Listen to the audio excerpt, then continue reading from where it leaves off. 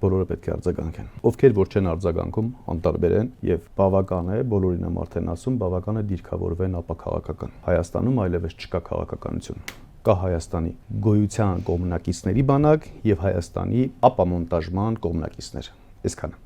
Այլ դասակարգում հնարավոր չի անել։ Որովհետև քաղաքականությունից դիստանցավորվում են, քաղաքականությամբ զբաղվում են կամ չեն զբաղվում, երբ որ գոյություն ունի անվտանգային նորմալ միջավայր, չեմ ասում էլ նորմալ միջավայր, երբ որ գոյություն ունի ապագայի անորոշությունների վերաբերյալ հստակ պատկերացումներ եւ այլն, բայց երբ որ դու գիտես, որ ապագայում հստակ սցենարով, թվերով, ընդ որում տնտեսապես, անվտանգային, դիվանագիտական, հիմա արդեն կրոնական, մշակութային բոլոր առումներով խանդում են Հայաստանի Հանրապետությունը, նորից եմ կրկնում, լուծարային process է սկսվել Հայաստանի Հանրապետության եւ այս ժամանակ լինել անտարբեր, դա լինի բիզնեսը, պետական ծառայողը, ուժային ծառայողը